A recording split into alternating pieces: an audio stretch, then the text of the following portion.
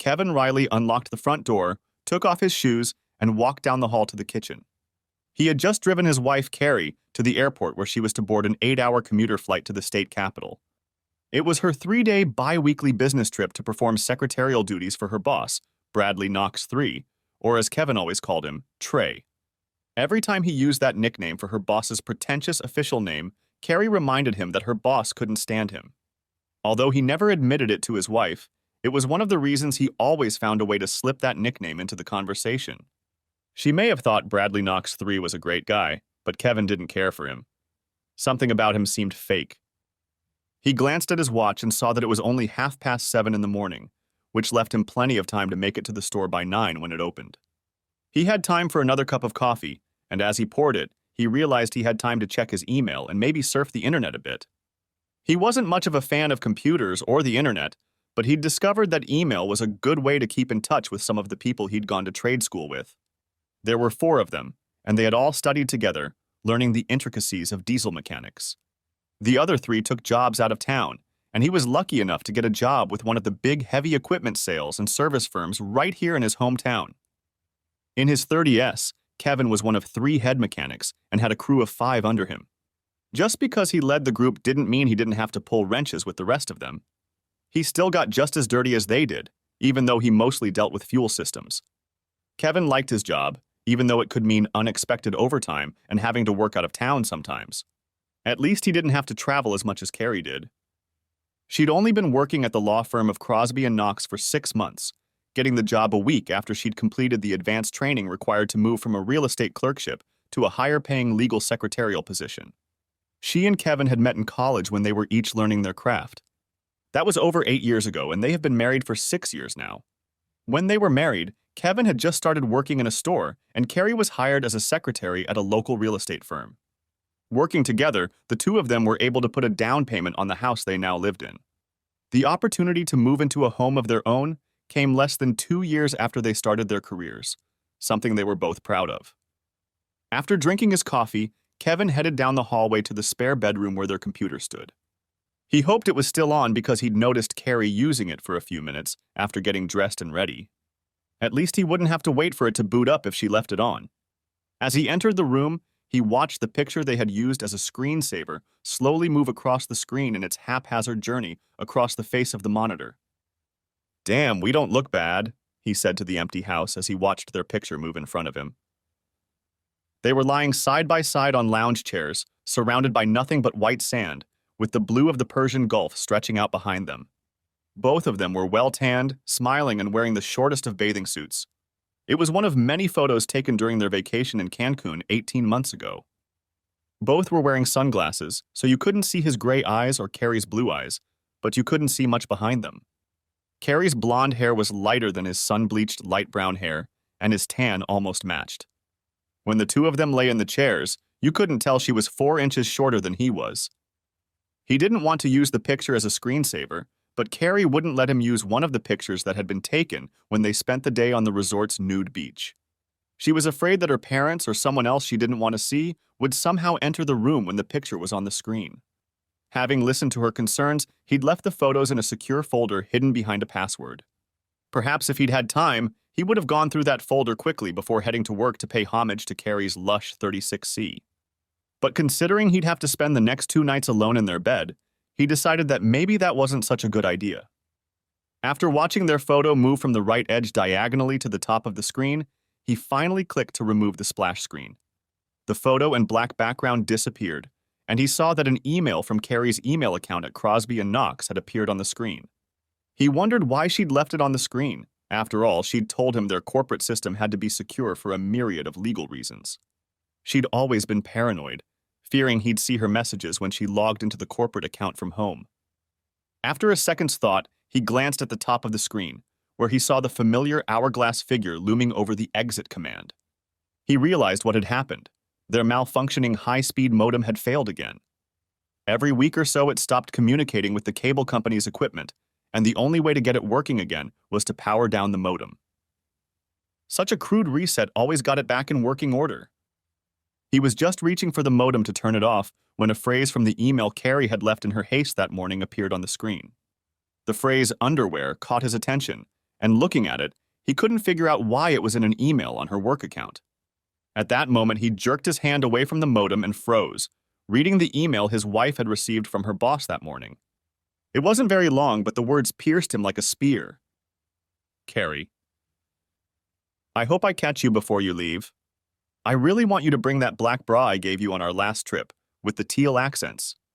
You didn't get a chance to wear them for me. My first meeting with the governor isn't until 2 p.m., so we might have enough time for you to wear them, and I took them off for you this morning. Bradley.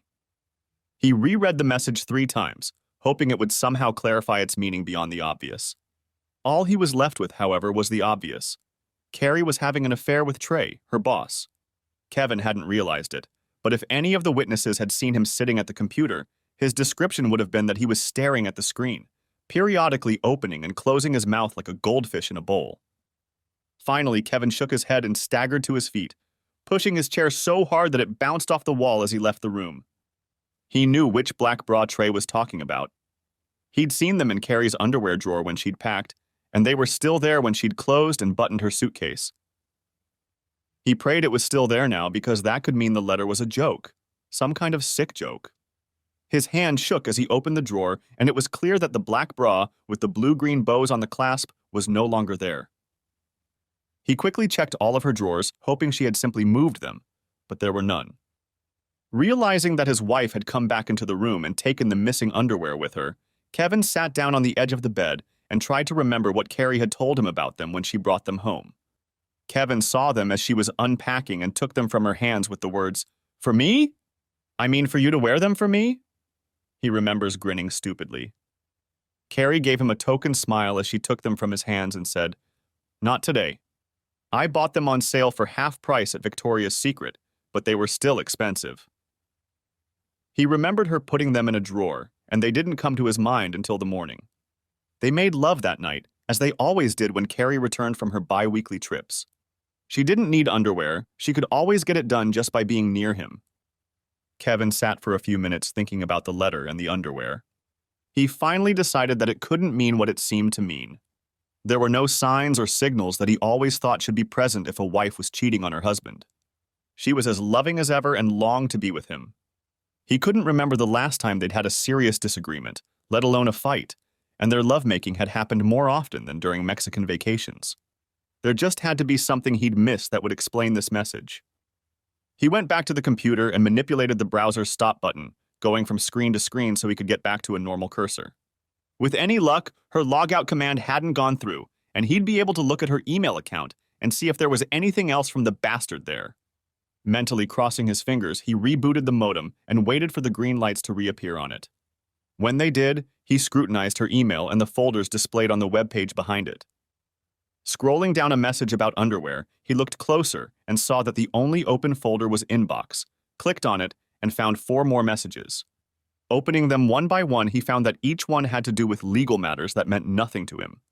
He began to fear that he might have nothing more to use in trying to find out what was going on between Carrie and her boss, if anything at all. When he started looking through the names of her folders, he got lucky. Between the folders with the names of the 2 local companies was another one labeled Personal. He didn't hesitate to click on it, hoping it was the folder he was looking for. The folder was full of message headers, and he saw that about half of them were from her boss. The folder was sorted by date, and he gingerly opened the first message, afraid of what he might find there. The first message was very long, and as he read it, the colors and emotions faded from his face. He reread it a second time, gritting his teeth. When he finished the second reading, he reached over, turned on the printer, and printed out the entire letter. While the letter was printing, he happened to glance at his watch and saw that he would be late if he didn't leave for work immediately. There was no way he could concentrate on work, so he grabbed his cell phone and called in sick, which wasn't too far from the truth. The printer had already finished, so he closed the message he had read and printed, and moved on to the next one.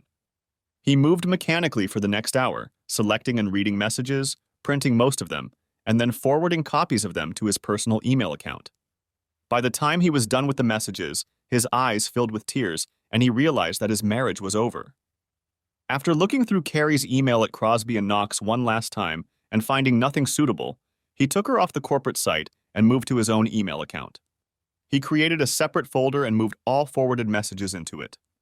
The last thing he did was change his password, since he couldn't remember if Carrie knew his old password. He wanted those emails to remain accessible in case he needed to print out more copies. Shutting down the computer, he took the printed messages and his now-cooled cup of coffee and returned to the kitchen. Taking a beer from the refrigerator, he sat down at the kitchen table and reread the messages one more time. He was surprised at how much they told him, especially when compared to what he remembered of the last 6 months and Carrie and Trey's trips to the state capitol. Carrie had only been at her new job for a week when she had been told that she would have to accompany her boss to the capitol to take depositions, find and print out anything he might need from the corporate files, and generally provide any assistance he needed. Their firm lobbied the governor's office on behalf of local businesses and businessmen and represented other clients in state courts. When she had first told him about it, it had all seemed so honorable. Now he realized that Trey was probably targeting his wife and that some of the trips didn't require her presence for business purposes. He could also see that Carrie was soon volunteering for her meetings with Trey. Recovering the emails, Kevin realized that it was likely that Trey had seduced his wife on the second trip, although it was possible that it had happened on the first trip as well. The first email in her personal folder was Trey's response to her letter, in which she thanked him for the beautiful Gucci purse he had given her and the wonderful dinner they had enjoyed together. She also mentioned how much she enjoyed everything else, though what that meant was not specified in the message. However, his reply did mention their night together, so Kevin guessed exactly what she meant. That first message also explained the purse she had suddenly appeared with a few months ago. When he'd asked how she'd managed to buy it, she'd laughed and called it a $40 knockoff that she'd purchased at a kiosk at the mall. The realization that her deception had started so long ago and how easily she lied made him nauseous. This was no longer the Carrie he remembered and loved. The correspondence continued regularly, usually before or just after one of their trips. He assumed they communicated in person between trips without needing email, or that the messages she kept were more important to her. It was impossible to find out, and to be honest, it didn't really matter. By the third or fourth email, he had learned how they kept their dates hidden from him and the corporate office. They always stayed at the same hotel and booked the same 2 rooms. Kevin didn't notice it, but every night when he called her around 10 o'clock in room 612 of the Hyatt Inn, she was there waiting for his call. After he called her, she would join Trey in his room for the night. He seemed to become so predictable that the two of them could play him like a trout. Their jokes about how they wished he'd called a little earlier so they could get together sooner cut him like a razor.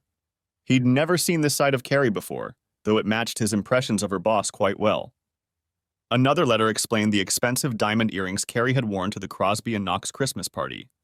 She had told him they were cubic zirconia, but the letter implied they were real, a very expensive Christmas gift from her lover.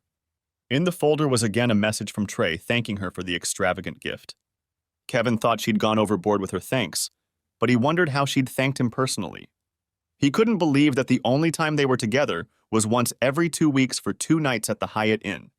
He was sure they must see each other from time to time and at other times, and finally on a second reading of one of the last emails he got a clue when Trey mentioned working at the condominium.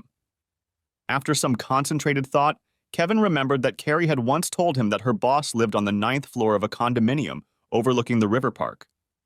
It now seemed likely that the two of them had met during the day at his condominium, either under the pretense of working there or perhaps during lunch. If she did have fun with Trey during the week while she was in town, as he was now certain, she was very careful to clean up any evidence of it before returning home. Of course, it might just be a case of him fitting into the image of the blind and trusting husband. It was almost noon when he finished rereading all the letters and set them aside. He knew he had to decide what to do before Carrie returned to town with Trey. She usually flew in early Friday morning and came straight home from the airport in a cab. Most of the time, she would call him at work to let him know she had gotten home safely. Ironically, the biggest danger had already caught up with her while she was out of town.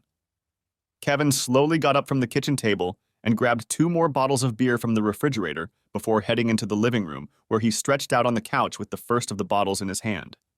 He noticed it was already noon and wondered where the time had gone. It seemed almost 5 hours had passed since he'd entered the house, dropping his wife off so she could meet her lover at the airport.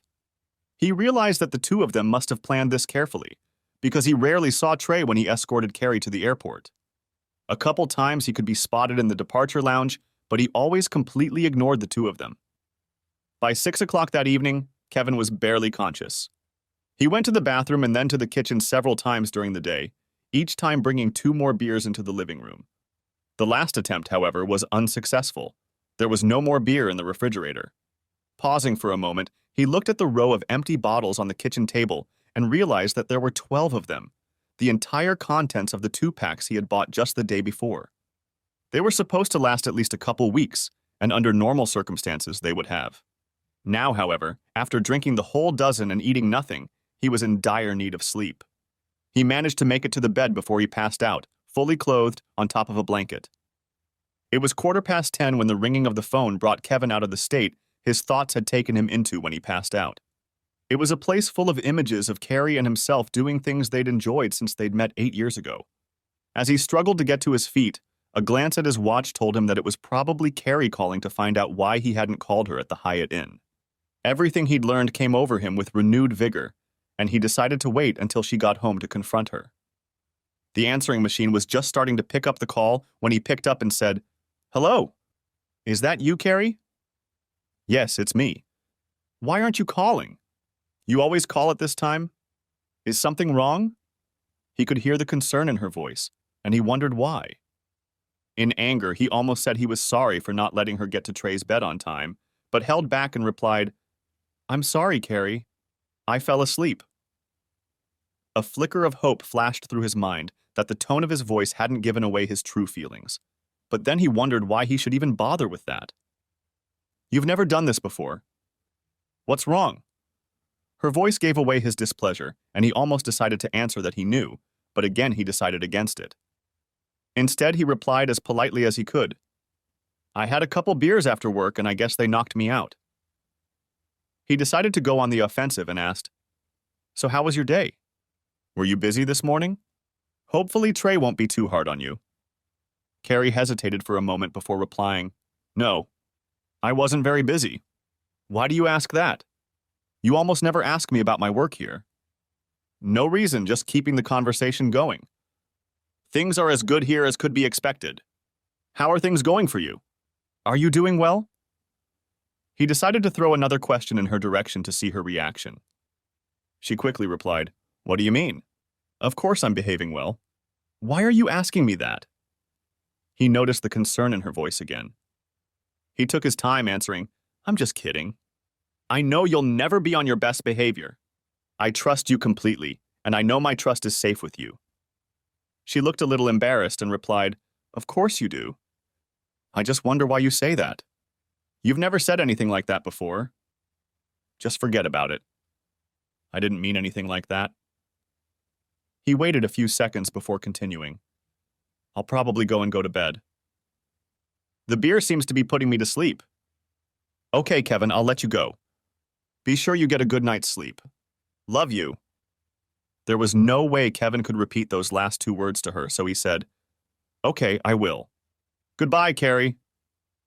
He hung up the phone and headed to the bathroom where he got rid of the last remnants of his beer.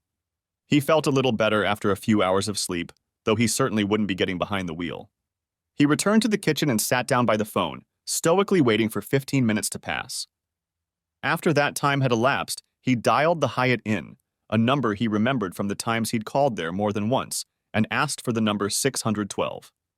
He wasn't surprised when the phone went unanswered for a dozen rings before he finally hung up. He wondered if they were joking about some new plan to get him to call her earlier in the future, and also wondered if his inability to call Carrie would affect their date tonight.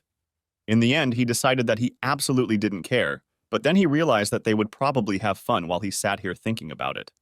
That realization brought tears to his eyes again, and he stumbled back to bed. The next morning, he was surprised when he didn't feel too guilty for his overindulgence the previous night. After showering, he felt well enough to go to work, though his mind was on Carrie, not fuel filters, injectors, and precision fuel pumps.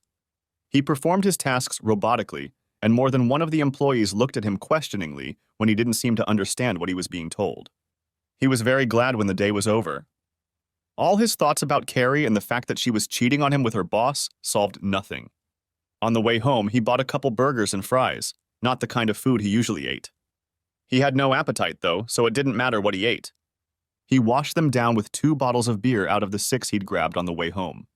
He knew he couldn't drink a dozen beers every night, so he purposely set aside the second six-pack he'd started to pick up at the cash register. At 8 o'clock, he called room 612 at the Hyatt Inn, but after 10 rings, there was no answer. Email told him that Carrie was only in the room from 9:30 to 10, the usual time for his nightly calls. As an experiment, he called the room every half hour, making his fourth call at 9:25. None of the calls brought an answer, and after 10 rings, he hung up each time. The last time he called at 9:45, Carrie answered the second call. "Hey, Kevin. Looks like you didn't get any sleep tonight. You're calling just in time. I was just about to get under the covers to get a good night's sleep, but I thought I'd better wait for you to call." She laughed. "I didn't sleep tonight, Carrie. I was just watching TV and waiting for it to be time to call you. How about you? How did you spend your evening?" He hoped she wasn't alarmed by his question. He knew he'd asked her questions like that many times before, so he didn't think she'd be perplexed as to why he was asking. "I was doing the same thing you were doing, Kevin. Just lying here watching TV. In fact, I just turned it off. Before that, I took a long hot bath." She was very talkative, and it seemed to Kevin that she didn't suspect him at all. "That's good, Carrie. You should be well rested for tomorrow night. We'll have to think of something to keep you busy when you get back." She giggled and said, "So you're already making plans, huh? I can't wait." They talked for another 5 minutes without saying anything important. Kevin realized she was telling him one lie after another and finally said, "I have to go. I have a couple more things to do before I go to bed. I'll see you tomorrow. Bye." "Bye, sweetie. I'm looking forward to tomorrow night. Love you." Kevin hung up without saying another word to her. He waited again for 15 minutes, patiently glancing at his watch before calling room 612 of the Hyatt Hotel, and again the phone went unanswered after 10 rings. The next day, Kevin showed up for work at the usual time, but excused himself early after lunch. He wanted to be home when Carrie arrived from the airport and be ready to meet her. He had no idea how that would happen, but he knew they weren't going to spend the night under the same roof. One of them would find a new place to live before nightfall, and it didn't matter to him which one it was. He was home a little after 1 o'clock and knew he'd probably have to wait about an hour before she arrived. Considering how lousy he'd felt when he'd found out what was going on, it surprised him how patiently he waited for her now. It was like an emptiness had formed in his chest, and he knew tears were just around the corner. But by an effort of will, he forced himself to get through the next couple hours with a sense of dignity. He spent hours going over their entire life together in his mind, and all he could remember were the good things. The letters and what happened after he found them seemed to belong to another universe. They didn't fit into any of his memories of Carrie. He was standing at the kitchen sink when he heard her open the front door. A moment later, he heard the wheels of her luggage rolling down the hallway, approaching him in their last seconds as a couple. When she entered the kitchen, he thought she didn't notice him. "Kevin, what are you doing here? Why aren't you at work?" There had been surprise on her face when she saw him, but now it was replaced with concern. "I've been waiting for you, Carrie." He spoke very smoothly, without any emotion, and his face was in the same state. She looked at him with even more concern and replied, "You've been waiting for me. Why?" He did not answer her, but instead picked up a stapled bundle of letters and threw it on the table in front of her. She glanced at him once more and then reached for the papers. Her concerned look was replaced by curiosity, but it was soon replaced by shock. Her face lost color as she flipped through the first sheet and the rest of the pages, lingering her gaze on each one for only a fraction of a second. When she reached the last one, she threw them back on the table and stood like that for a few moments while the color slowly returned to her face. She didn't look at him, saying, "Well, you know." After hesitating for a few more moments, she continued, "Where did you get it from?" "It's from my email at work." Modem? It was all he could manage to get out, as he had to stop to get his emotions under control. Carrie thought quickly and nodded her head. "The modem broke again, and my email stayed on the screen, didn't it?" When Kevin found the ability to speak calmly, he said, "Yes. If it hadn't been for that, I probably never would have found out. You've been very good at keeping this whole affair a secret." Carrie said nothing more and seemed to think for a moment, then slowly turned around and pulled a cell phone out of her purse. A few seconds later, she was already speaking into the receiver, standing with her back to Kevin. "Kevin knows. Doesn't matter how he knows, does it? Yes. I'll call a cab. I'll meet you there. Bye. She closed the phone and partially turned to Kevin, then said, I'm going to leave. I'm sorry you found out this way. I'll be back tomorrow for the rest of the stuff. She turned to leave again, taking her travel bag with her. Kevin looked at her back in disbelief and exclaimed angrily, That's it? No explanation at all? You're only sorry that I found out this way? Carrie replied, What's there to explain? I've been with Bradley so much in the last 6 months that being with him completely must become the norm very quickly. He's been so good to me. You can't compete, Kevin. I'm so sorry. Tears that were close to the surface came out when Kevin said, Good for you. What's all this money he's spending on you? I know about the purse, earrings, and some other things. Is that what this is about? He had to stop talking because he was starting to lose control of his words. Carrie hesitated before answering. Gifts are only part of the deal. Bradley does everything upscale, and I'm ready to live upscale. After she finished speaking, she walked down the hallway to their bedroom and stayed there for almost 5 minutes, while Kevin tried to pull himself together. He found it very hard to believe that this was all about what Trey was capable of giving her. He knew they were still years away from any semblance of an affluent lifestyle, but the Carrie he knew never complained. Was he really that wrong about her? When she returned from the bedroom, she had a fully stuffed garment bag in her hands. She must have hailed a cab from the bedroom because just as she reached the kitchen, 2 short car horns sounded in front of the house. Without further conversation, Carrie gathered her travel bag and walked out the front door. Kevin silently followed her, watching as the cab driver hurried down the sidewalk to pick up her luggage. She got into the cab and waited for the driver to pull away before casting a quick glance at Kevin. He wasn't sure, but he thought she was crying. When he got back to the kitchen, Kevin asked, What the hell just happened here? There was no one to answer, so he sat down at the kitchen table and tried to work out the situation with his once loving wife. The next day, Saturday, Kevin was still in shock and couldn't believe that Carrie had walked away from their marriage, their home, and him so easily. Just after noon, she called and said she was coming to pick up the rest of her things. When she arrived, her father was with her, bringing their van and a few empty boxes. While the two of them carried the boxes into the bedroom, Kevin made his way into the living room and sat quietly on the couch. A few minutes later, Kevin was joined by Carrie's father, Joseph Kane. They sat in silence for several minutes before Kevin spoke. Did she tell you what's going on? Asked Kevin. Her father looked a little embarrassed, but finally replied, I'm sorry, Kevin. She seems to have made up her mind already. Her mother and I don't understand why she would want to leave you for her boss. We've never met the man, but he must be really wonderful to be a better choice than you. Kevin was still confused and said, I guess it's just a matter of what he can give her. That's all she said, and it doesn't make any sense. He looked at his father-in-law and continued, I know it sounds wrong, but that's all I can say. She didn't tell me she loved him, or that she stopped loving me. Joseph was quiet for a moment, but finally asked, Does it really matter? Kevin thought for a moment before answering, No, I guess not. She's been sleeping with him regularly for months now. I can't forgive that, even if it seemed like she wanted to. The two men continued to sit in silence until Carrie came out and said, I have everything I want to keep. Anything else you find, you can do what you want with it. Give it away or throw it out with the trash. There were tears in her eyes as she took a quick glance around the living room, then proceeded to walk outside with one of the boxes. Her father followed her with another and then returned a few more times to pick up the remaining boxes. When they left, Kevin returned to his bedroom and noticed that there were still a few of her things in the closet that Carrie had been using. He opened the drawers of the dresser that belonged to her and saw that there were a few things in there as well. The underwear drawer still held a few sets that he remembered giving her for birthdays and Valentine's days. He picked up one of the bras he'd given her and threw it back into the drawer in disgust. She could at least take them with her and then throw them away. It feels like she wants to rub herself against it. He went to the kitchen and grabbed a couple of green garbage bags. After a few minutes, he folded the remains of her clothes into them and tied them up to give to the needy. Another bag with the makeup and toiletries she'd left in the bedroom and bathroom went in the trash.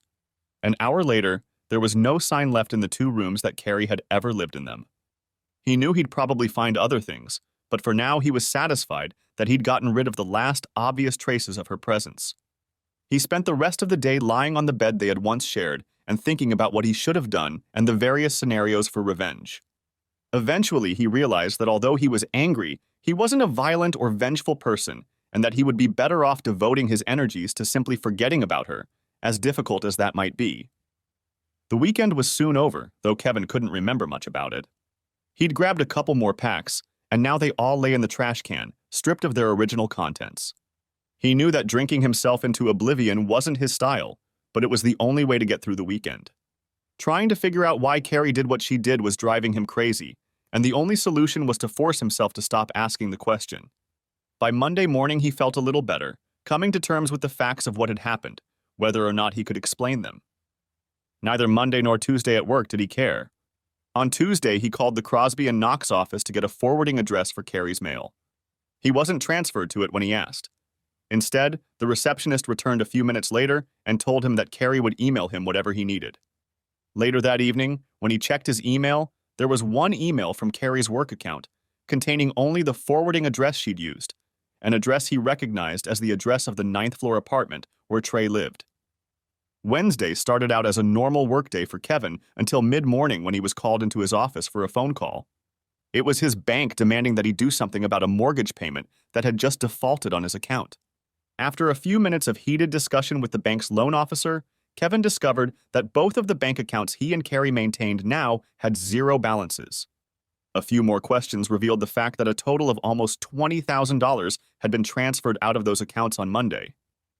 Kevin found himself in a money crunch, and although he could hardly afford it, he put things on hold for the time it took to try and sort out the mess. The first thing he did was to go straight to the law firm of Crosby and Knox. He was furious with Carrie and was going to insist that half the cash be returned to the accounts. In his opinion, she had stolen almost $10,000 from him. He was on edge when he entered the law office, bypassed the receptionist, and headed straight for Carrie's desk. She didn't see him coming and looked up startled when he started talking loudly to her from 10 feet away. "What the hell are you doing embezzling from both of our bank accounts?" "I want half of that money back now." Bradley Knox III took a moment to step out of his office to see what was going on, and as soon as Kevin saw him, he changed course toward the lawyer in the three-piece suit. Kevin managed to get within 2 feet of him, but at that moment his office door slammed shut. He heard the deadbolt turn as he rattled the doorknob. Obviously, talking to Trey wasn't going to happen anytime soon. He quickly turned around to Carrie, just in time to keep her from leaving the table. She quickly sat back down in her seat, her face and neck flushed heavily and a look of embarrassment on her face. "Well, where's my money, Carrie? What do you think you're doing? Is this all so much about money that you're willing to take something that doesn't belong to you?" Kevin was practically shouting by now, and people all over the office were listening to him and began to discreetly gather nearby, eager to see what was going on. Carrie finally found her speech and said, "I'm taking the money, and you can have the car, the house, and the furniture." She rummaged through the pile of envelopes and packages, waiting for the courier, and pulled out an envelope which she slipped into his hand. "Here's everything, and if you want to argue, get a lawyer. I was really hoping you'd get this before you found out the money was missing, and I think you'll find it's quite fair." No sooner had he opened the envelope than 2 security guards ran up to him, both with tasers hanging from their belts. One of them said, "You'd better leave right now. If you don't leave immediately, you will be charged. We are authorized to use these tasers, so don't defy us." Kevin realized that if he didn't do as they said, it wouldn't lead to anything good, and turned to leave, saying, "You've turned into one money-hungry bitch. I don't understand how you could have changed so much. The Carrie I remember wouldn't have acted like this." He cast another glance in the direction of Carrie's boss's locked office and shouted, "Stay in your office, Trey, you coward." He noticed that several of Carrie's co-workers chuckled at his remark, clearly enjoying the timid lawyer's reaction to Kevin's visit. Walking back to his car, he opened the envelope. He soon realized that Carrie had given Trey all the details of their assets and liabilities, and he had entered them into a spreadsheet that seemed to show that if she took the cash and he kept the car, house, and furniture, everything would be split equally between them. They had very few liabilities other than the mortgage and outstanding credit card balances. The spreadsheet indicated that everyone would be responsible for their own credit card debt, so at least they wouldn't have to worry about that. As he looked at the numbers more closely, He realized that it all depended on whether he would accept his share as equity in an overvalued house with furnishings that were hardly worth what they both claimed. He realized that if he tried to get his share of the $20,000 in cash, it would never happen because their figures did not include the realtor and legal costs of selling the house. Everything looked good on paper, and that was exactly what he expected from the loan shark attorney. Shoving the papers back into the envelope, Kevin drove to his bank, where he was able to arrange a line of credit that would cover his outstanding mortgage payment and anything else that might come up before he got his next paycheck, and deposited it. He hoped he could financially handle the mortgage, the new loan, and all the household expenses until he got things sorted out. He could always count on their savings to help them deal with fluctuations in income or unexpected expenses that came up from time to time. He knew it would take him at least a couple months to get things under control. The next 2 weeks passed for Kevin on a wave of emotion. The day after his visit with Crosby and Knox, he received an official letter warning him to stay away from Carrie and Bradley Knox, or a harassment charge would be filed against him, as well as an order to stay at least 100 yards away from them. This infuriated him so much that he almost decided to remind them to bluff, but eventually realized that it would probably work against him. A week later, his anger returned when he received notice that Carrie had filed for divorce using the settlement terms they'd both sent him in a spreadsheet. The $200 and a couple more hours of lost wages led to another lawyer in a three-piece suit telling him that while the settlement might not be entirely fair, he would spend more than it was worth to fight it. When he wasn't pestered with letters and notices from Carrie and Trey, Kevin's life began to get better. 3 weeks after Carrie left, he realized that he still needed to work on erasing the memories of her from his home. Every time he entered the bedroom, he saw the image of her sitting at the makeup table she always used or lying on the bed reading a book, one of her favorite leisure activities. He began to change things around the house to create a new atmosphere, first removing the makeup table and putting it away for storage in the basement. He found that he was able to rearrange the furniture in the bedroom to give the room a new look that he and Carrie hadn't used. In the bathroom, he was able to remove some of the jewelry she had hung on the walls and gave the room a new look as well. When he was done, he felt better and was able to call the house his own. While he was making changes to the house, he realized that there were more obvious reminders of Carrie that he would have to deal with. They were pictures of her or the two of them that hung on several walls and stood on end tables and the mantel in the living room. One evening, he decided he would remove all these images and reminders of her and went around the house taking the pictures out of their frames and putting them in a box he found in the basement. Once he was done with that, he moved on to their collection of photo albums that were stored in a bookcase in the living room. The first album he picked up contained almost nothing but pictures of the two of them, and after removing a few that depicted him alone or friends he still treasured, he put the book with the remaining pictures in the box. The next album was of their wedding, and the only pictures he kept from it were of him and his parents. They had passed away after the wedding, and those pictures were the last he kept of them. The rest of the book went into a box. He continued flipping through the pages of the remaining albums, leaving most of the pictures and then putting the books in the box. The last album he took from the shelf contained mostly photos he had brought into their marriage. Many of them were of his childhood and school years, but there were also a few pictures of Carrie that he took out and added to the stack in the box.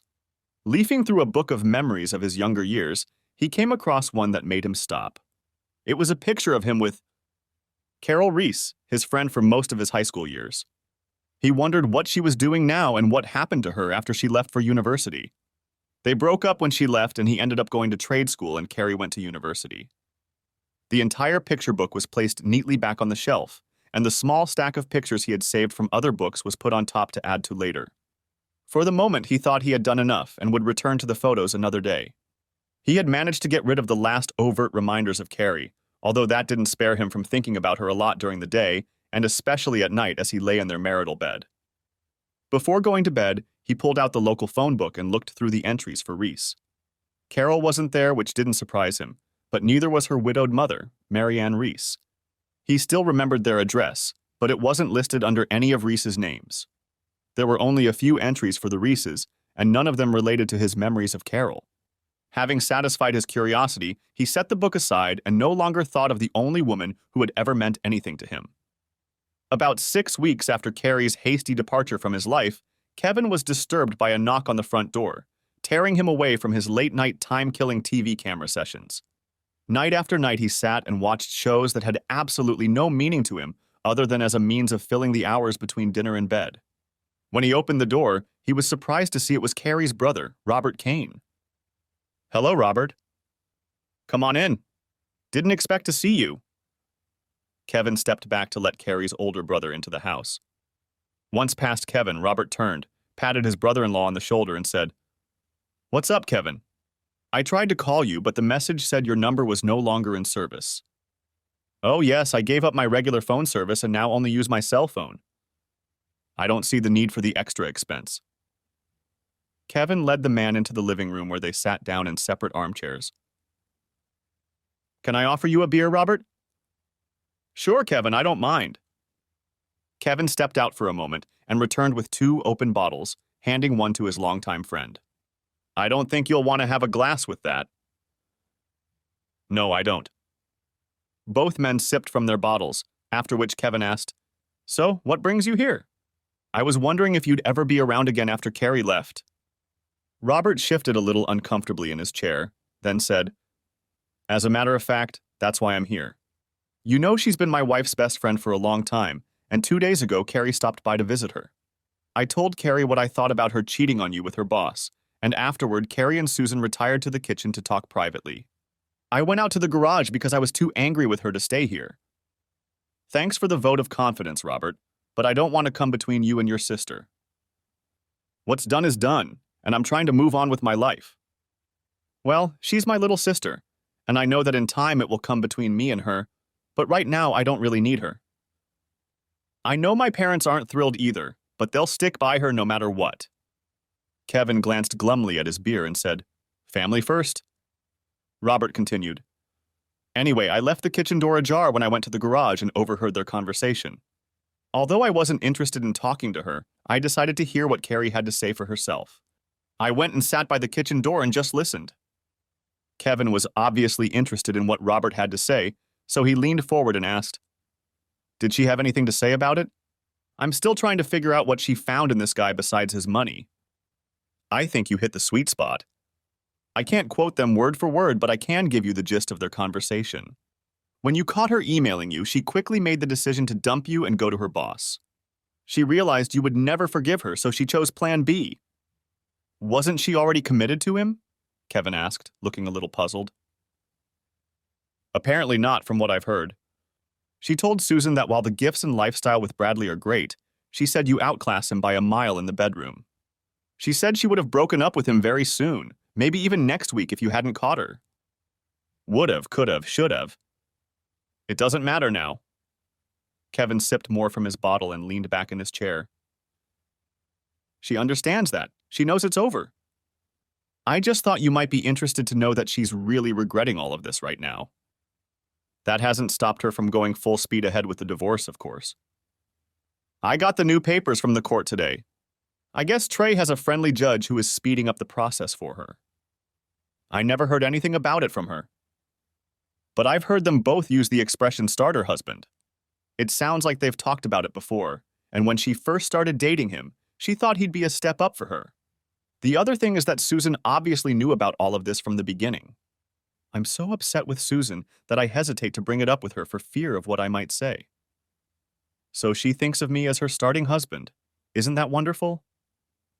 Kevin paused to get his anger under control before continuing. "I don't want you fighting with Susan over me, Robert. It wasn't just Carrie who thought that. From the tone of their conversation, it sounds like Susan may have harbored the same thoughts as Carrie. I'm going to talk to her about all of this soon as I feel I can talk to her without losing my temper. My wife has a lot to answer for." The conversation continued for another half hour, after which Robert got up to leave. He added a few more minor details from the overheard conversation, but nothing of significance to Kevin, who was still thinking about his starter husband when he finally fell asleep a couple hours later.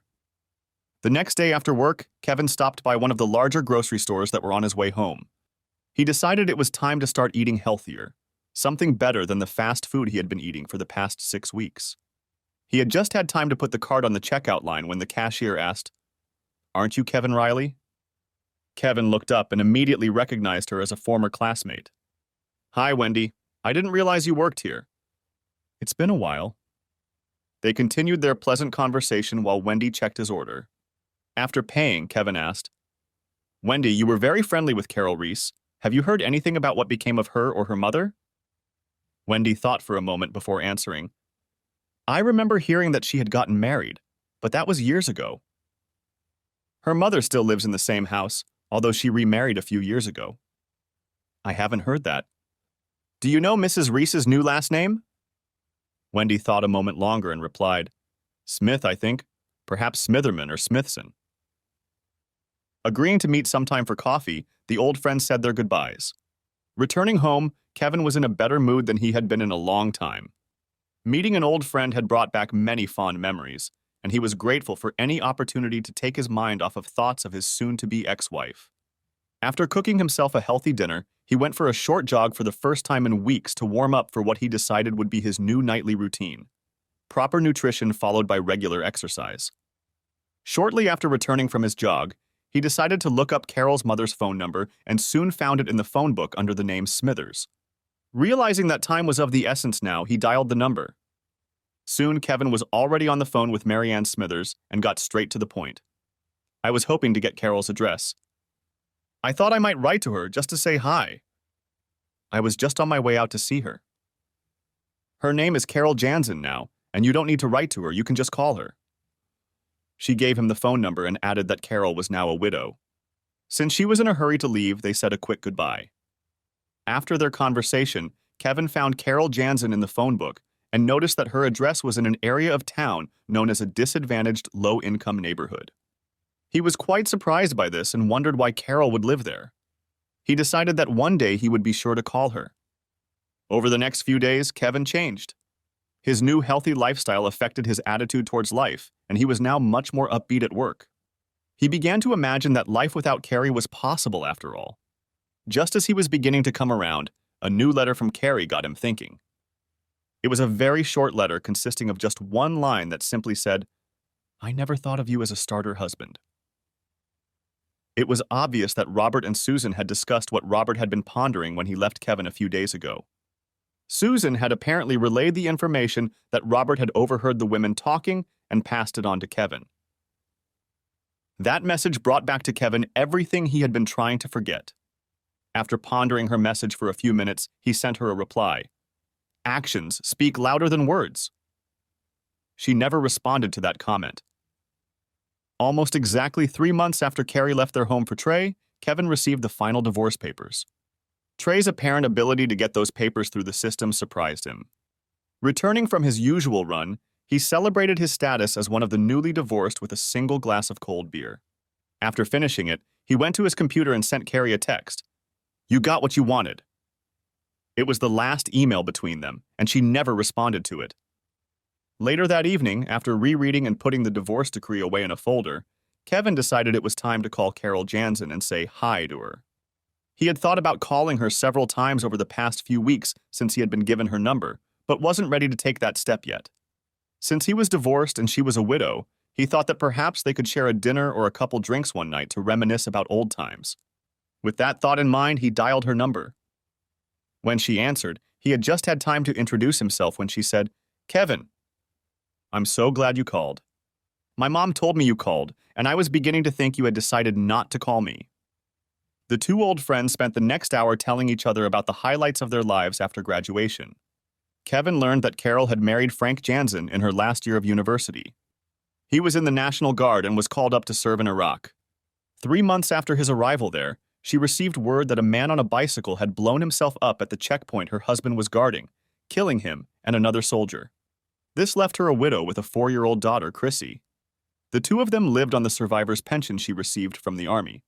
But as soon as her daughter was old enough to go to school, Carol planned to return to her specialty work as a therapist. Kevin, for his part, told Carol about his new status and some of the details of how and why he had become newly divorced. Eventually, it was time for them to say goodbye, as Carol needed to put her daughter to bed. Kevin decided that now would be a good time to see if Carol would be interested in dating him. "So, Carol, what do you think about getting together for dinner or a couple drinks one night?" Carol hesitated before answering. "I'm sorry, Kevin, but I don't think I'm ready for that yet. Right now, I'm more concerned about my daughter than anything else. Maybe some other time. Kevin was very disappointed, for he had thought they would be reunited after all these years. It's okay, Carol. I hope I didn't upset you with my questions. Goodbye and good luck, Carol. He found her response made him very concerned, so he quickly hung up. The fact that he was officially divorced and then rejected by his old girlfriend made him return to the refrigerator for another beer, and after finishing it, he went straight to bed. It was an emotionally difficult day for him. The next 2 months went by quickly. Kevin had gotten used to the routine, and he knew that eventually he would have to decide what to do with the rest of his life. He knew there was no point in getting into a new relationship, so he put that part of his life on hold, wanting to wait until Carrie was banished to the back of his mind. He still found it difficult to go more than a few hours without thinking about her, although he could tell that those recurring memories were becoming less and less disturbing to him as time passed.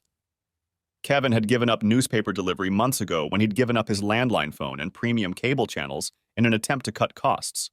Now he preferred to read newspapers left in the lunchroom by coworkers who didn't often bring them to work. Occasionally he listened to the local news on the radio, but again not on a regular basis.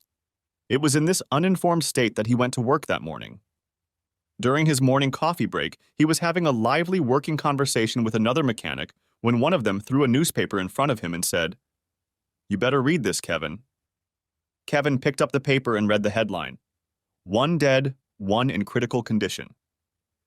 The accompanying article told of a fatal accident the night before on the road, leading away from the local country club.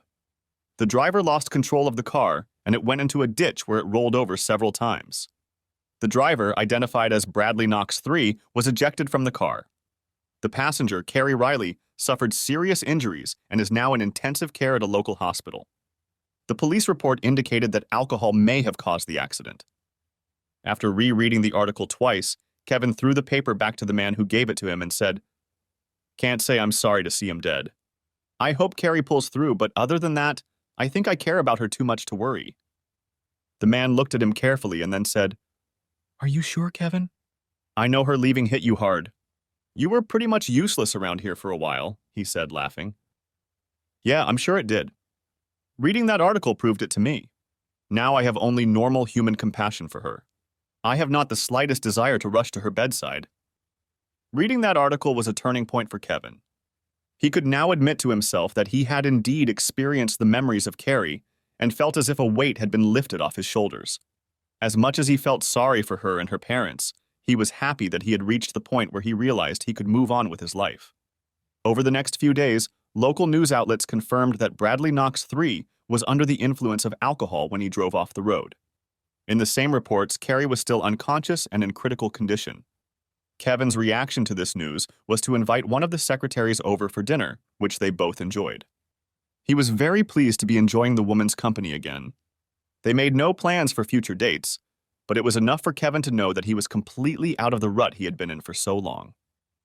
About 2 weeks after the accident, well after it was no longer news, Kevin answered a late evening knock on the door and found Robert Kane there. He invited him in, and soon both men were sitting in the kitchen, each with a cold bottle of beer in his hand. "What brings you here, Robert?" "It's been a while." "Nothing much, Kevin. I was in the neighborhood, as they say. I was sorry to hear about the accident Carrie was in. I think it's very disturbing to your family.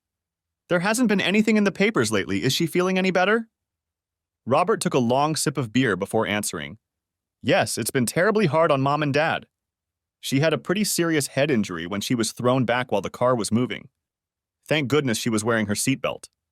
That jackass she was riding with didn't buckle up and she paid for it. Looks like Carrie paid a big price for his decision to drink and drive. Someone should sue his estate for her injuries." Robert sighed and said, "Yeah, Dad and I talked about that. Carrie is still in a drug-induced coma. She had to have major brain surgery because of the blow to her head. Once the swelling goes down, they will take her off the drugs and see if she comes out of the coma or not. They don't make any guarantees. I didn't know she was in such bad shape. The news always just said she was in the ICU. Tell your parents hello when you see them." Robert looked at Kevin and said, "I will. Thanks for your concern. They were actually wondering why you didn't stop by the hospital. I tried to explain to them that you have your own life now and Carrie is no longer a part of it."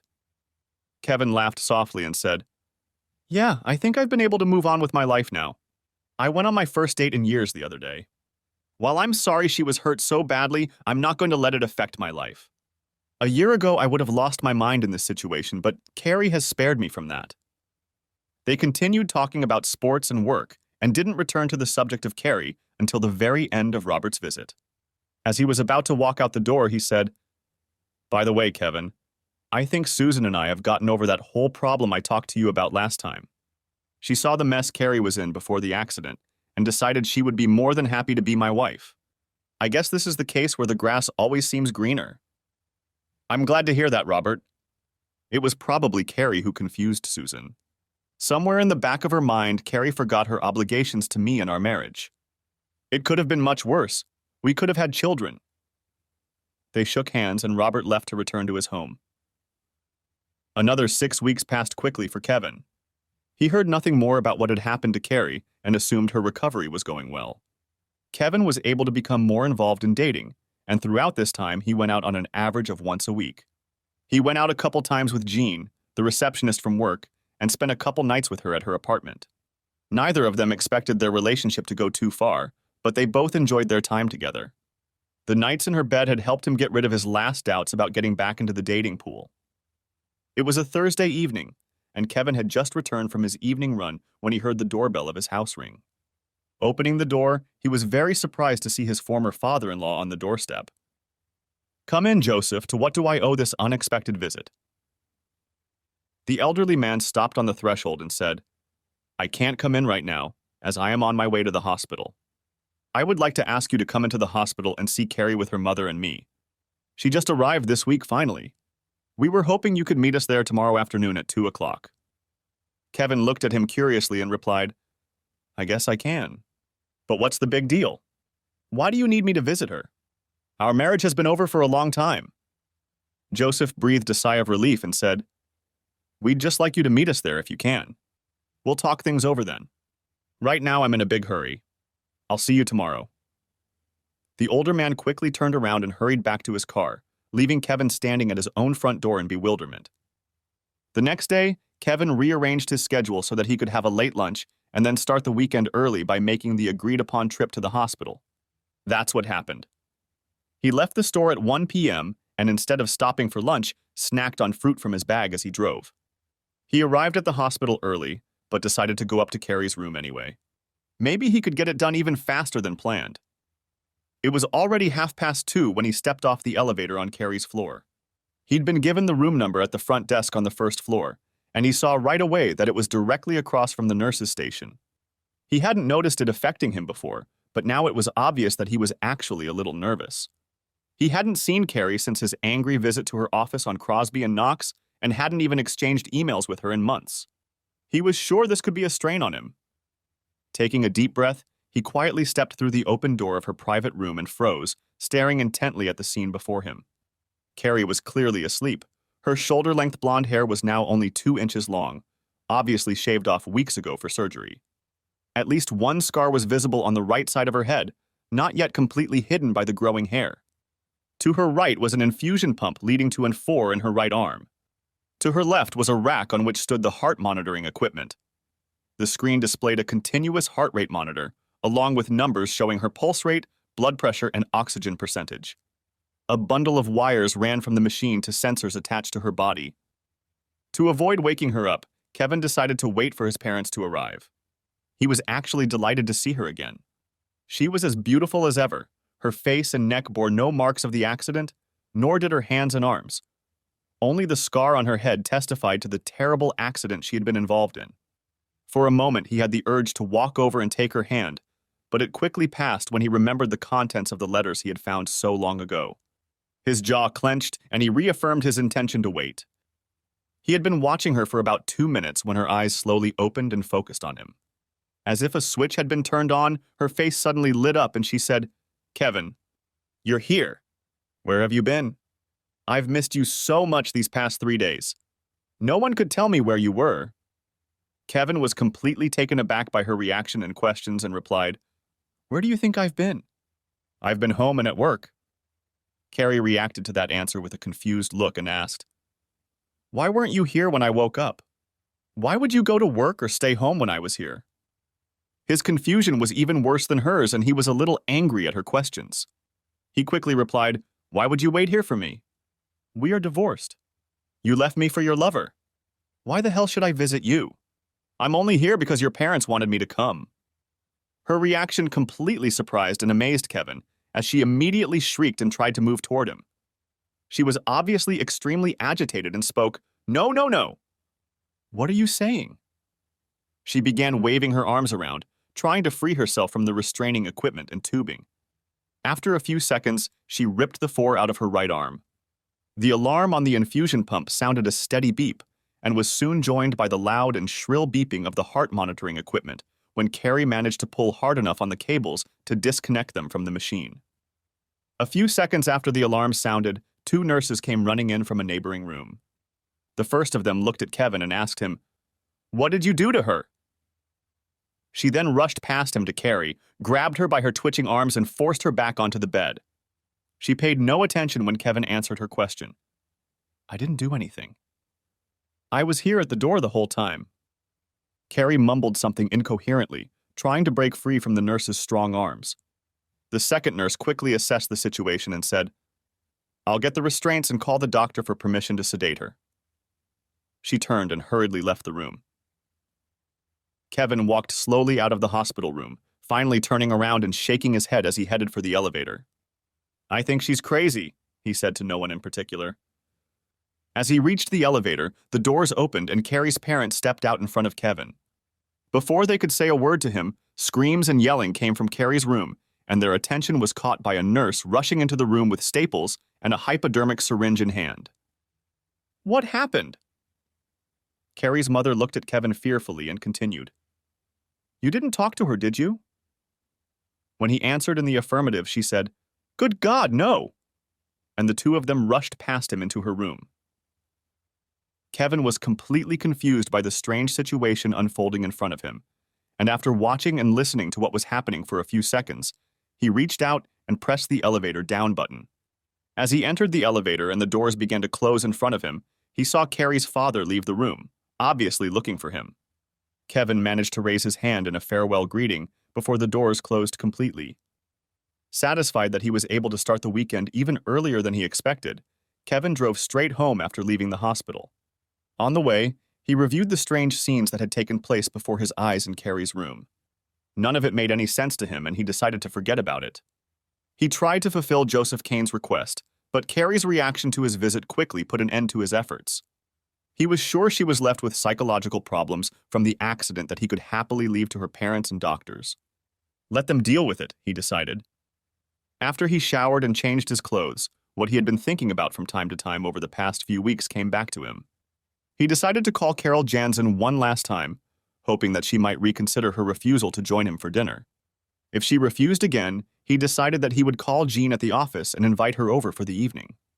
He felt he needed female company to take his mind off Carrie and her strange behaviors. He almost hung up when the phone started ringing, not knowing if he would want to meet another of Carol's refusals to go out with him. But the opportunity to do so disappeared when Carol picked up the phone. "Hi, Carol. This is Kevin Riley calling. I hope I didn't catch you busy." Kevin: "No, I'm not busy at all. I'm so glad you called me again. I've tried several times to contact you, but the number listed in the book doesn't work. I was afraid you had moved or something. I wanted to apologize for being so harsh with you the last time you asked me out. I gave up that phone and now only use my cell phone." "You don't need to apologize, Carol. I'm old enough to handle rejection," he said. "Actually, I called to see if he changed his mind and would like to have dinner with me tonight or tomorrow night." He waited patiently to see what excuse she would offer. Carol hesitated before replying. "I have plans with my mom and stepdad tomorrow. It's their anniversary." After another hesitation, she continued, "I'm afraid tonight is canceled too, because I couldn't find a babysitter for Chrissy on such short notice." She was genuinely unhappy that she had to turn him down. "You know, there's a simple solution. We can just take Chrissy with us. You've told me so much about her, I'd really like to meet her." After that, Kevin decided that if she made any more excuses, it would be clear that she wasn't interested in going out with him. Carol laughed and said, I doubt you've ever gone out to dinner with a 4-year-old, have you? Taking a child with you puts serious restrictions on the restaurants you can go to. Well, maybe pick a place where she's comfortable. I just know I'd like to take you out, and a family restaurant seems like a great option. He waited patiently for her answer, realizing it was now or never. Deep down, he really wanted her to say yes. He believed the two of them had unfinished business. Their breakup after high school was due to the realities of their curriculums, not some obvious mismatch of feelings. If you're serious, there's this restaurant that Chrissy really likes. The food and atmosphere there is very nice, even though it's considered a family restaurant. There's a great dessert bar there that Chrissy just loves. Then it's settled. I'll pick you up at 5. You'll have to tell me where the place is. Kevin was very pleased, and his pleasure was evident in the tone of his voice. Carol was excited too as she replied, You don't mind taking Chrissy? Are you sure about that? Kevin laughed and replied, Absolutely. If she's anything like her mother, I'm sure she'll be a pleasure to hang out with. I've always found you to be one of the most polite and well-mannered people I've ever met. They continued to banter with each other until Carol said it was time for her to leave to get them both ready to leave. Kevin was thrilled to be on the phone. He was happier than he had ever been in a long time. He sincerely hoped that their evening would be everything he had envisioned it to be. Later that night, as he lay in bed waiting for sleep to fall over him, Kevin was going over the details of his date with Carol and Chrissy in his head. He lay there smiling, pleased with how well it had turned out. Now he was looking forward to Sunday morning, for he had agreed to accompany them both to church, a Sunday ritual he had weaned himself on years ago. It wasn't that he was anxious to hear the sermon. It was just that he wanted to spend more time with the 2 Jansen women he had just invited to dinner. He remembered the beginning of their evening as he pulled up to the apartment building where Carol lived. He was shocked by the beautiful woman who met him at the door, so changed in so many little ways from what he remembered of her. Their last meeting had been over 10 years ago. Her dark hair was now cut short, which suited her well. For some reason, she seemed taller, but he was sure it was just an artifact of his memory. She had gotten fat in all the right places, but the beautiful smile and dark eyes he remembered were still there. The first time he saw her, it took his breath away. Chrissy looked like a miniature of her mother, with the same dark hair and eyes. Carol said she had her father's nose and chin, though Kevin thought to himself that even in those areas, she looked more like her mother. Chrissy shook his hand gently when they were introduced, and he noticed that she was scrutinizing him closely. So closely that Kevin wondered if the child would object to him showing interest in her mother. He had heard of several cases where incompatibility with children doomed any relationship between their parents and a potential suitor.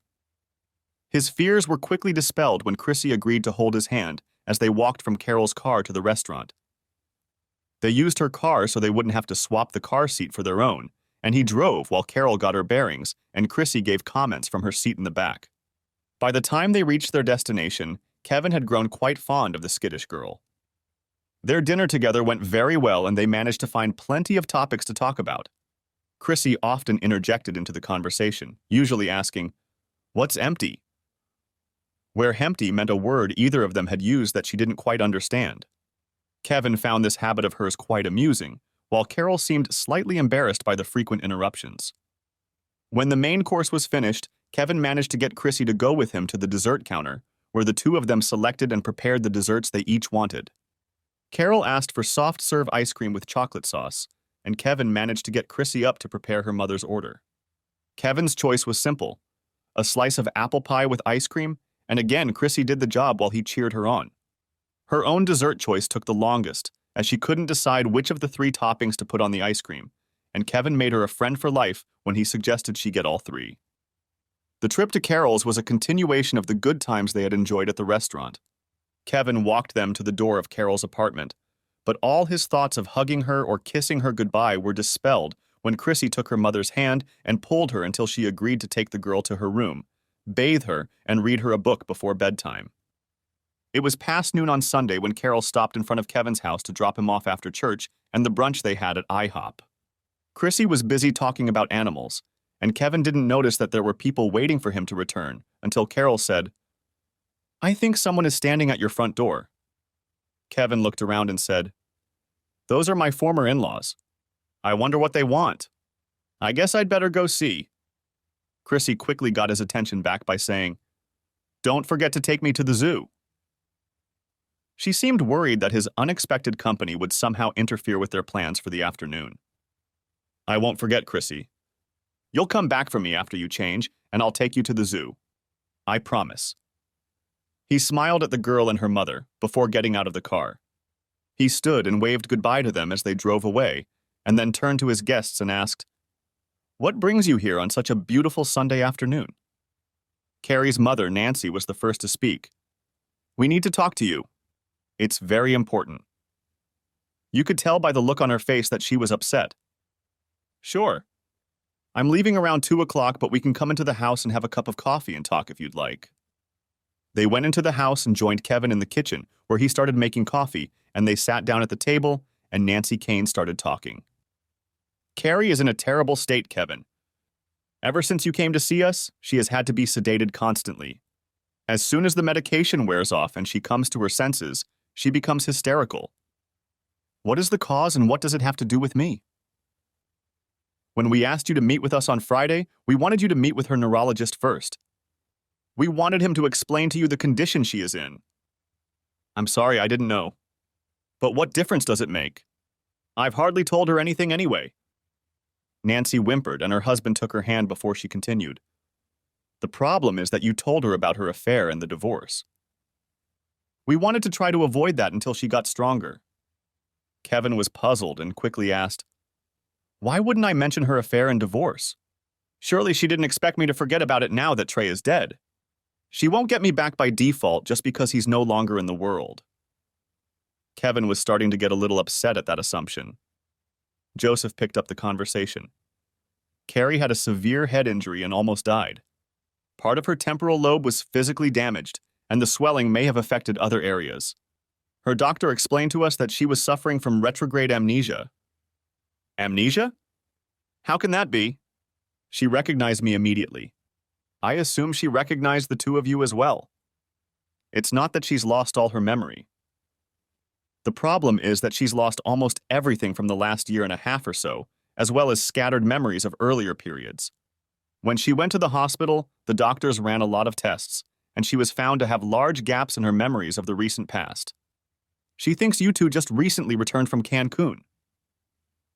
As Joseph spoke, Kevin poured coffee into 3 cups, and Joseph stopped to take a sip from his cup.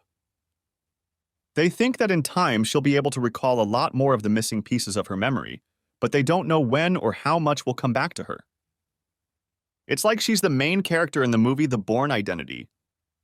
So you're telling me she doesn't remember the divorce or even the affair she had? I guess I could lie to her, but eventually I'd have to tell her the truth. Like I said, she won't get a free pass just because Trey is dead.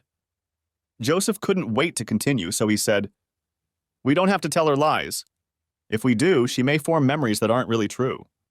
The doctor explained that we must tell her the truth so that we can recover the memories that are still there. Her mind will fill in the gaps where something is missing, and if we tell her something completely untrue, her mind can incorporate it as a false recovered memory. Kevin was puzzled and said, "Then we're back to where we started. You say I should have told her about the affair and the divorce." Not exactly. The doctor's advice in situations like this was not to lie, just to skirt the truth. He wanted us to start giving her little bits of information so she could put the puzzle together properly. You're kind of overloading her with information. The doctor thinks some of it may have triggered memories of the affair and the divorce, but we don't know how much of that yet. Nancy Kane regained her composure and said, "Emotionally, she's not very strong yet. The news you gave her has upset her a lot. They're going to start her on another medication, and hopefully we'll be able to talk to her about everything again very soon." Over the conversation, Kevin felt a little ashamed of his words. "I'm sorry if I made things worse. I didn't realize the situation she was in." "That's okay, Kevin. We hope you can help us with her by bringing back some of her lost memories. We would like to take all of your photo albums, as the doctors say that the pictures can trigger memories that will help her reconnect with some of the lost ones. Anything else you have that might help her remember would be nice too." At the mention of photo albums, Kevin stood up and walked over to the kitchen sink, where he stood looking out the window. "I can't help you with the albums." "They're not here." Nancy looked puzzled and asked, "What do you mean they're not here?" "I mean they're gone. They left with my trash months ago. He turned and started walking down the hallway, saying, I can explain that if I print out an email for you. He was gone for several minutes, during which time Carrie's parents comforted each other. When he returned, Kevin had a printed out piece of paper, which he showed to the elderly couple. A few months ago, I deleted all the pictures I wanted to keep from our albums. A few days after that, I sent the following message to Carrie's work email. I deleted all the pictures I wanted from our albums. Any that were left I put in a box so you can do the same. Let me know where you want them sent, there or to the apartment. That's the kind of answer I got from her. Do whatever you want with them. I'm not interested. I kept them for a few weeks after that, but finally decided that if she didn't want them, and neither did I could throw them out with the trash. So that's what I did. I'm sorry. Joseph and Nancy's faces showed shock and horror. They had nothing to say, and after thinking about the situation, Kevin added, There are a few other things I can give you besides this message. I'll go get them. It'll take me about 15 minutes, so pour yourself some more coffee. Kevin went back to the computer room, and it was only 15 minutes before he returned. When he returned to the kitchen table, he was holding a stack of papers and a CD in a box. I printed out the entire group of letters I used to find out about the affair. Perhaps if Carrie reads them, they'll bring back some of her memories on the subject. He placed the stack in front of Nancy, who reached out to take them and begin reading. Kevin immediately took them from her hands and said, There are some very explicit passages in some of these letters. I'm not sure you should read them because I know the effect they had on me, but consider yourself warned if you decide to read them yourself. He added copies of all the legal letters that had been sent to him, including the warning letter after his visit to the Crosby and Knox office. The last item was a CD on which he had labeled Cancan. He handed it to them and said, These pictures were on the computer, and they are all I have left of our time together. I should warn you about them as well. Carrie and I visited a nudist beach while we were there, and all of these pictures were taken there. In fact, there is one picture of us dressed and sitting in lounge chairs on the beach. Carrie should probably look at the others on her own. Carrie's mother folded the papers and CD in front of her. Kevin thought it was an awfully small stack to summarize their marriage. He hoped it would help Carrie. They sat in silence for a few seconds before Nancy said, I don't think you're going to want to come to Carrie and talk to her about everything that happened between you two. Kevin thought for a moment before replying, I don't think so, at least not right now. If she wants to talk to me after she reads all of this and realizes what she did to our marriage, give me a call and I might consider it. I suppose it's impossible for you to consider trying to start over with her, her father said, with a look of hope on his face. I'm afraid I could never do that. I've spent all these months trying to get rid of my feelings for her, and I can't risk that she might turn around and do all that to me again. She chose Trey's wealth and position in society over me, and I can never give her the opportunity to do that to me a second time. Something in her nature allowed her to do that, and I can't believe that a blow to the head could have changed that trait of her character. Even if I could believe it was possible, I just wouldn't take the chance. Joseph and Nancy agreed that they understood his feelings on the matter, but they thanked him for offering to talk to Carrie later if she wished. The three of them were walking out the front door, exchanging parting words, when Carol and her daughter appeared in the driveway. Chrissy immediately informed the older couple. We're going to the zoo. We're going to see the elephants. The Khans were quick to greet mother and daughter, and even quicker to appreciate them before getting in their car and driving away. Apologizing for not being ready, Kevin invited Carol and Chrissy to come inside and wait while he changed. He was ready in just a couple minutes, and the happy trio were soon on their way to the zoo. Another month passed, and Kevin was happier than ever. He met with Carol and Chrissy at least once a week, but there was no way they could find a way to turn their relationship into a sexual one. Chrissy had managed to quash the idea several times out of her own free will. Her inability to sleep when he was in the apartment was beginning to frustrate Kevin. It must have been frustrating for Carol as well, since she suggested that they find a babysitter for their next date. That day came, and Kevin looked forward to it. They made plans to watch a movie and hit up a popular bar for some dancing, and Carol's mom agreed to watch Chrissy. The happy couple was leaving Carol's apartment that evening. It was the first time they had been able to get together as a couple.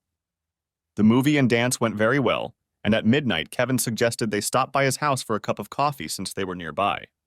Carol agreed with a smile but warned him that she couldn't count on her mother staying late. As they entered the house, Kevin said, "If you prefer wine instead of coffee, I have several bottles in the basement."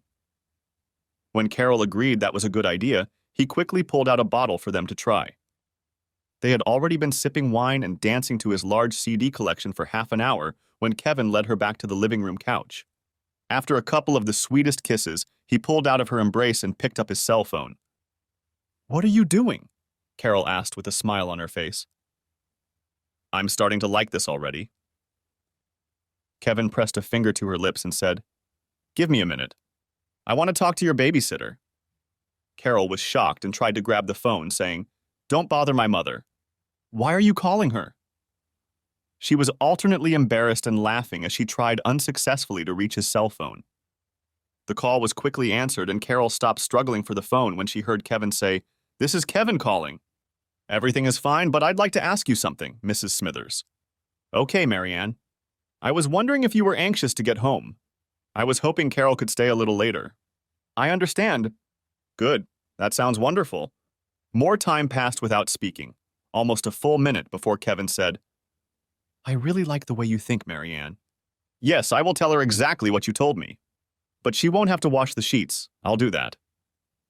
Another short pause followed before Kevin continued. "I'll see you then. Have I mentioned how much I like the way you think? Goodbye, Marianne." Kevin laughed, ending the conversation, and Carol looked at him in confusion. "What the hell was that, Kevin?" Kevin gave another very good laugh before saying, "I'll tell you what we talked about. I think I'm going to really like your mom. Not that I haven't liked her before. She and I have always gotten along great." He paused and laughed some more. "So tell me, Kevin, what did she say?" Carol was confused and clearly didn't understand what Kevin had told her over the phone. "Well, your stepfather, Gary, joined her at your apartment. Chrissy is fine and sleeping soundly, and your mother and Gary are doing the same thing there that we were just doing here on the couch. She told me that he had a doctor's appointment today and came to your apartment to tell me that he had a prescription for some little blue pills." Kevin chuckled some more before continuing. "Your mom insists that you stay here tonight because they're going to sleep in your bed."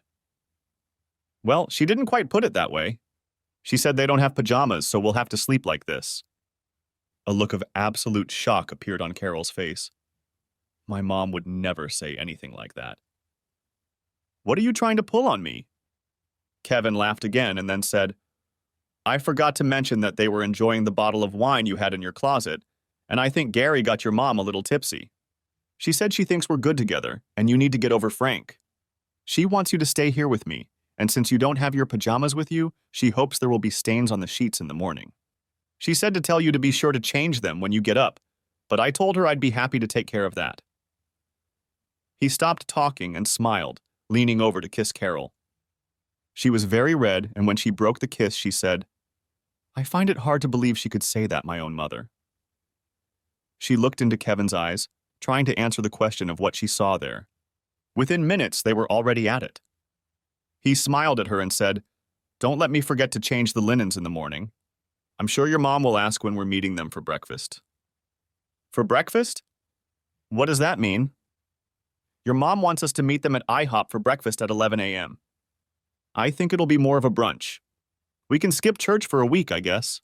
She said they were bringing Chrissy and that we had no excuse not to stay up late as we wanted." At 2 o'clock in the afternoon, Kevin was in his living room, lying on the couch, remembering the wonderful evening and morning spent with Carol. Marianne and Gary and Chrissy were already sitting and waiting for them when they arrived. Both adults were smiling as they entered, and Chrissy was laughing and waving, happy to see her mother again. As they sat down at the table, Kevin said, "Sorry we're late. I had to do some laundry." He laughed when Carol blushed and lightly slapped his arm. They continued in the same vein during the meal, constantly interjecting jokes about blue pills, sheets, and wine. Chrissy looked at one of them more than once with a question in her eyes, and the adults seemed to be confusing her.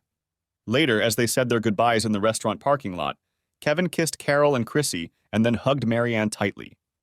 As he hugged her, he whispered in her ear, "Thank you so much for your suggestions last night. It was the push we needed." Marianne smiled at him and then pulled him to her again so he could whisper back, "I think you two are good together." You're exactly what she's needed for a long time, and Gary and I took the opportunity to test his recipe." She laughed, turned, and took her husband under her arm to walk to Carol's car. Kevin was standing in the parking lot waving as the four of them drove away, a smile playing across his face. When his cell phone rang, making him get up from the couch, he assumed it was Carol and answered the call with a cheery, "Hi." "Kevin?" Kevin recognized Joseph Kane's voice and answered, "Yes, it's me. What can I do for you, Joseph?" "Kevin, I'm calling about your offer to talk to Carrie once we've reviewed all the information you've given us. She is currently staying at our house, and she asked if we could invite you over for a cup of coffee so she could talk to you. She didn't want to call on her own as I think she is afraid you would hang up on her." Kevin was very surprised by Joseph's call and hesitated before answering, "I guess I could. I don't have anything planned for today. Would you like me to come over right now? If you could, we'd appreciate it." "Okay, I'll be right over." As he left the house, Kevin was a little worried, wondering exactly what Carrie wanted to tell him. As he walked into his former mother-in-law's house, he immediately thought of all the previous times he had been there. They had all been occasions when he had enjoyed walking through that door, but this was not one of them. Carrie wasn't home yet when he arrived, and Joseph and Nancy asked him to join them in the kitchen. After they had poured 4 cups of coffee, Joseph said, "Nancy and I will let you and Carrie talk alone, and we will go into the living room." They took their 2 cups and left, and within seconds, Carrie walked into the kitchen and sat down across from Kevin. Kevin was amazed at how good she looked. Her hair had grown back enough to be styled a little, and her hair color looked good. He noticed that she was thinner than when he had last seen her, and she had dark circles under her eyes. She looked nervous, and he wondered what she was going to say to him as she nervously twirled her handkerchief in her hands. Finally, he decided to melt the ice by saying, "You seem to be recovering well, Carrie." "Thanks, Kevin. I appreciate you coming to talk to me on such short notice. I hope it wasn't a problem because it could have waited until a more convenient time for you." Her voice was softer than he remembered, and she kept twisting her handkerchief as she spoke. He wondered if he had cried as he saw her eyes fill with tears. "It's not a problem, Carrie. How's your memory problem? Are you starting to remember things yet?" She shook her head and replied, "I only remember a few things from the last year and a half. I was at Crosby and Knox, and the receptionist was kind enough to show me around and tell me a little about my time there. Some things seemed familiar, and some things I was able to figure out after talking to her. I learned that she and I were good friends during my time there, but I didn't remember anything about her from the time I worked there. It was very frustrating. I can imagine what it would have been like. Are there things you want me to talk to you about? Things you think I could help you recover?" Kevin found that talking to her was easier than he had expected. Carrie smiled and said, "I do have a few questions. I spent a lot of time talking to Susan, and she really helped me understand some of the things I did." She was still fiddling with her handkerchief and periodically dabbed her eyes with it. Kevin took another sip of coffee and said, "Don't be afraid to ask me anything. I'll try to be as honest with you as possible. Before I ask, I want to tell you that I am truly sorry for the way I treated you. If I hadn't seen copies of the letters and talked to the others, I never would have believed I could have done that." She wiped her eyes more often now. Kevin had nothing to say to that. There was no way he could bring himself to say, "It's okay," considering what he'd had to endure as a result of her cheating and its aftermath. Carrie broke the silence by continuing, "I only have vague memories of Bradley and nothing about our times. All I know about it is secondhand information." She was silent for almost a minute before she continued, "I've seen pictures of him and heard his description from some of the people at the law firm. He wasn't well liked, and I have no idea what I could find in him. I've even been to his apartment, and if my clothes and belongings weren't there, I'd never believe I lived with him." The tears were flowing faster and faster, and she had to keep wiping her eyes. Kevin continued to sit in silence, waiting for Carrie to ask her questions. Again, after a long pause, she continued, "There was one question that none of the others could give me a complete answer to. I wanted to know how you knew about what I was doing. I know it had something to do with email, but I don't know how." Kevin told her how he had discovered the first message and how it had led him to the others. As he spoke, she opened a drawer and pulled out a tattered and battered stack of papers, the letters he had given to her parents. He explained to her how the mention of the lingerie set had caught his attention, and then told her that she had originally told him about buying the set. He continued the story about what she had told him about the purse and earrings. She looked at him in horror as she listened to him retell the lies she had told him. When he was done, they had to wait for her to come to her senses and wipe her watery eyes. When she was finally able to do so, she said, "Forgive me for lying. I know you think it's easy for me to say this, but I really do." A few minutes later, she asked, "While we're on the subject of letters, can you tell me about the one where Bradley and I were joking about my chauffeur?" "I wish you hadn't asked. Where you joked that your chauffeur would get you to him, you're talking about me. Every trip you made to the state capitol, I drove you to the airport and carried your luggage to the check-in counter. I delivered you to him and even carried your bag with the expensive lingerie you were going to wear for him. You both thought it was funny." Just thinking about that bit of information he had gleaned from the emails made him angry again, so he continued, "You both weren't just joking about it. You both also talked about how you would have to talk me into calling your hotel room at the beginning of the evening." He went on to describe how he always called around 9:45 and how he was able to prove that she was not in the room before or after his calls. It was easy for her to see that he was still angry about this. She started to cry again, but after a couple minutes she was able to say again, "I'm so sorry, Kevin. I just can't understand how I could have done that." Kevin took a long sip of coffee before he continued, "It's all in the past now, Carrie. I still get upset when I remember some things, but I've had plenty of time to get over almost all of it." The conversation drifted away from the subject of the letters and moved on to her medical condition. She explained to Kevin that she was having infrequent seizures and the doctors were trying various medications to control them. Emotionally, she couldn't think about work and had already permanently resigned from Crosby and Knox.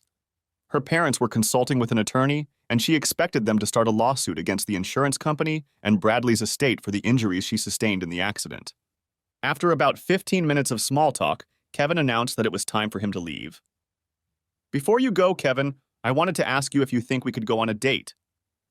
I know you'll probably never be able to forgive the new Carrie who betrayed you so horribly, but I'm the same old Carrie again.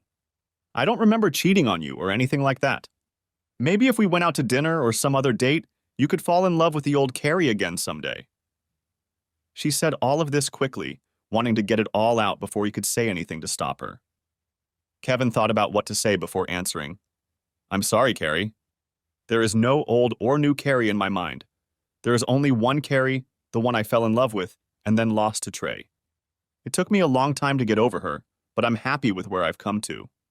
I know that's not what you want to hear, and I understand that." As he spoke, she began to cry quietly again. When he got up to leave, she asked, "Did you find someone else?"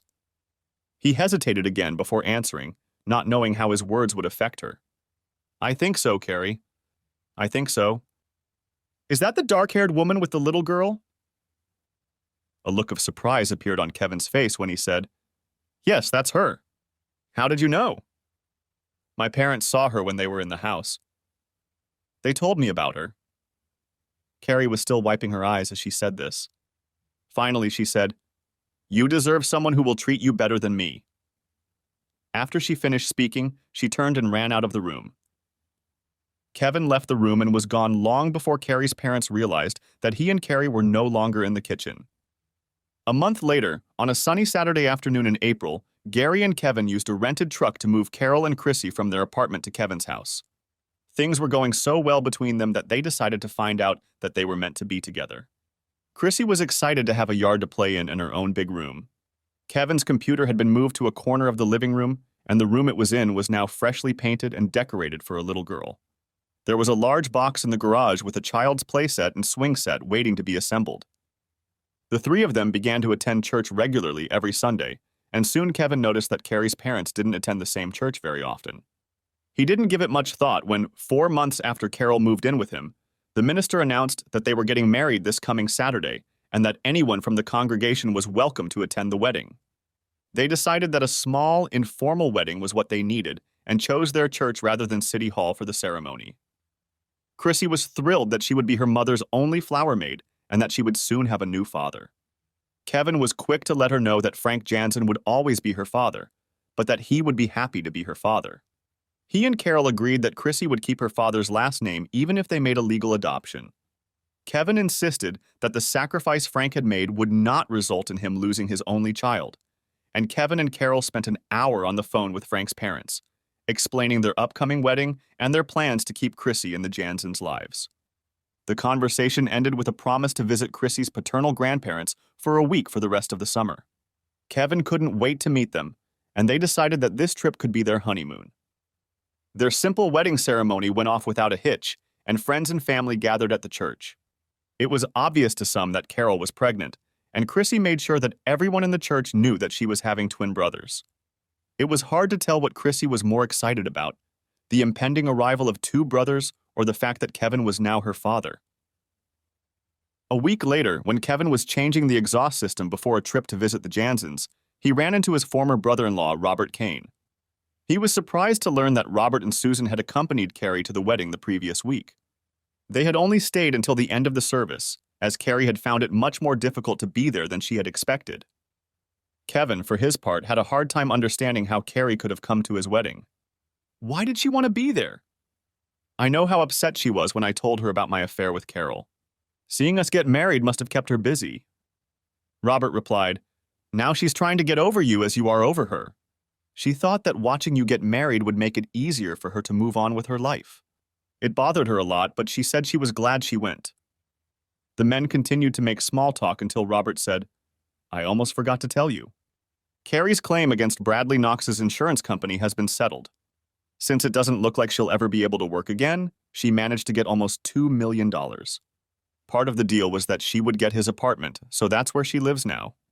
We couldn't figure out why she wanted to do this, but she said she hopes living there will help her regain lost memories. Personally, I don't think that's likely. The doctors seem to think she has recovered everything that can be recovered. I'm afraid the constant reminders of that asshole won't be good for her mental state. Considering he's dead, you're remarried, and she only remembers the good times spent with you. I think it's a mistake. 2 years passed quickly for Kevin and Carol. Their two sons, Frank and Kevin Jr., were joined by a younger sister, Chrissy. They named their daughter Mary Ann in honor of her grandmother. Their house was beginning to feel cramped for their growing family, and they were already debating whether to add an addition or buy a larger one. They hadn't made a decision yet, figuring they had another year before they would be forced to make a decision. It was a quiet Friday evening when the phone rang and Carol picked it up. After a moment, she called Kevin to the phone. When he picked up, he was surprised to hear that Joseph Kane was calling. I had to call you, Kevin, so you wouldn't find out about this tomorrow from the paper. Carrie is dead. Robert found her when he went to see her today. Apparently, she died sometime yesterday. The news took Kevin by surprise, and he lost control of himself for a moment. His reaction was enough for Carol to realize something was wrong, and she stepped forward and took his hand in hers. Her reassuring touch and concerned look brought him back to the present. He was happily at home with Carol and their children. His brief reaction was caused by a flash of long-forgotten memories of Carrie, memories he knew could never be completely erased. He smiled encouragingly at Carol, then said, I'm sorry to hear that, Joseph. I would like to extend my sincere condolences to you, Nancy and Robert. Do you have any idea what happened to her? Joseph hesitated before answering. I'm afraid she killed herself. She left a note for my mother and I, but it's mostly personal things meant just for us. She wanted us to tell you that she never stopped loving you. Apparently she tried, but was never able to get rid of the memories of you. She also wanted you to know that it wasn't just you. She had ongoing health problems, both physical and mental, and they played a part in it too. I didn't know she had so many problems. I haven't spoken to her since the day I came to your house to see her. I'm very sorry to hear that something like this happened. If there is anything I can do to help you or Nancy, please let me know. They exchanged a few more familiar phrases and then the conversation ended. A few days later, Kevin and Carol attended a memorial service for Carrie, where they were able to express their personal condolences to her family. From Crosby and Knox, only her friend Anne, the receptionist, attended. Epilogue. A few months later, Kevin learned that he was the heir to $500,000 from Carrie's inheritance. Most of her estate had gone to her parents and brother. Kevin and Carol had long debated whether to keep the inheritance for themselves, as Kevin worried that it would bring back constant memories of Carrie in their lives. In the end, they kept it and set up 4 trust funds for their children's education. The balance was used to buy a new, larger home. They found that they often remembered Carrie and her generosity, but it didn't give them any trouble. Thanks for watching. I hope you enjoyed it. So subscribe to my channel and watch the next video.